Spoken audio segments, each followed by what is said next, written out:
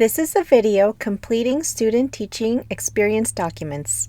In this video, student-teacher supervisors will learn how to complete student teaching experience documents in Campus Solutions. To complete student teaching documents, begin by opening a web browser. Navigate to cs.illinoisstate.edu. Click the Login to Campus Solutions button. Enter your ILSTU email address in the Sign In field. Click the Next button. Enter your password in the Enter Password field, then click the Sign In button. The Campus Solutions home screen will appear. Select the Teacher Education tile. The ISU Teacher Education screen will appear. Click Student Placement on the left side of the screen. This opens the Student Placement menu. Click the ST Experience Doc link. This will open the Experience Doc ST Find an Existing Value page. Use this page to search for your student-teacher supervisees to complete their student teaching documents. To document a student teaching experience for a teacher candidate, click the Add a New Value button at the top of the page. The Add a New Value page appears. The Supervisor ID field will be populated with an identification number specific to you, so only the student teachers you supervise will display. This is not your university ID or UID. Below the Supervisor ID field is the EMPL ID field. The EMPL ID refers to an identification number specific to each student teacher. To specify for which teacher candidate for whom you are filling out the student teaching document, click the Lookup button located to the right of the field. The Lookup EMPL ID window will appear. Only the student teachers you are supervising will appear in the search results. If you would like to search for a specific student, use the search fields at the top of the window. I will first fill out the student teaching document for Rebecca Redbird, so I will click on her row. This closes the window. Rebecca Redbird's EMPL ID is now populated in the EMPL ID field. Continuing down this page, the academic institution field should already be filled in with ILSTU. If it is blank, enter ILSTU. The next field down is the academic career field. Click the Lookup button to the right of the field to specify if the student is an undergraduate or graduate student. The Lookup Academic Career window opens. The options for academic career listed will only be the career or careers that pertains to the student. I will choose undergraduate, and this closes the Lookup Academic Career window. Continuing down, click the Lookup button located to the right of the term field to identify the semester the student-teacher candidate did his or her student teaching. This opens the Lookup Term window. The options for terms in this window will only be the terms during which the student is an active student on campus. I will click on the term code in this window. This closes the Lookup Term window. Now that data has been entered into all fields, click the Add button at the bottom of the fields. The Student Teaching Placement Experience Document page will display. At the top of the page are instructions that detail the steps to be taken to complete this document. Under the instructions on this page, information about the student, such as name and major, are displayed. Under the Class Details header, information about the class the student teaching experience counts toward is displayed, including the listed instructor, section, and catalog number. The instructor is the student teaching coordinator from the Cecilia J. Lobby Teacher Education Center that will be approving the student teaching document after it has been submitted. Students' course information should be preloaded. If the information is not preloaded, click the Lookup button next to the Course NBR/Group field. The Lookup Class NBR/Group window appears. Select the class related to the student teaching placement experience. I will click Student Teaching Elementary Education, which closes the window. Under the Class Details header, the Class NBR/Group field is filled in, along with the instructor ID, subject, class section, and catalog number. Under the Organization Details header is information about the student teaching experience. Please confirm that the pre-populated information is accurate, correct any inaccurate information, and complete any blank fields. The school the student is placed at is displayed under the School/Agency column header. If this needs to be changed, use the lookup button next to the School/Agency field. The Lookup School/Agency window appears. If you would like to search for a specific school, use the search fields at the top of the window. I will enter Normal in the City search field, then click the Lookup button. Select the school of the student teaching placement experience. I will select Grove Elementary School, which closes the window. Scroll to the right. The cooperating teacher, or CT, the student is working with, is displayed under the Teacher ID column header. If this needs to be entered or changed, use the Lookup button next to the Teacher ID field. The Lookup Teacher ID window appears. If you would like to search for a specific teacher, use the search fields at the top of the window, then click the Lookup button.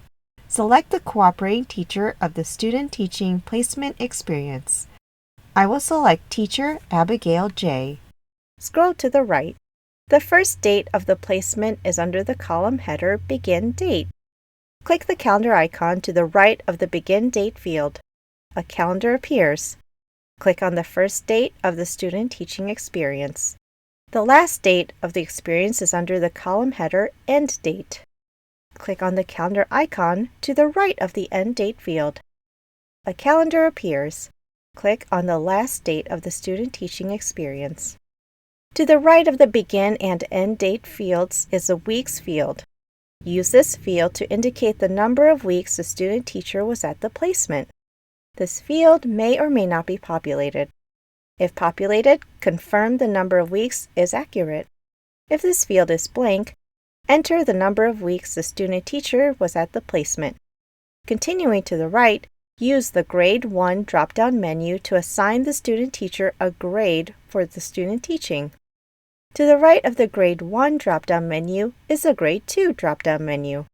If you are to assign a second grade, use the Grade 2 drop-down menu to assign a second grade to the student teacher for the student teaching. This field can be left blank. Scroll to the right. Your ID number that was seen earlier in the Supervisor ID field at the beginning of this video will also be in the Supervisor ID field. If it is blank, click the Lookup button in this field. The Lookup Supervisor ID window appears. Use the search fields to search for your name. Then click the Lookup button. Your name will appear in the search results. Click on your name. This will close the Lookup Supervisor ID window. To the right of the Supervisor ID field is the Name field. Your name will be in this field. The last column is Experience Descriptors. Click the Experience Descriptors button in this column to document the specifics about the student teaching experience. This will open the Experience Descriptors window. At the top of this window, information about the student teacher and their placement will appear.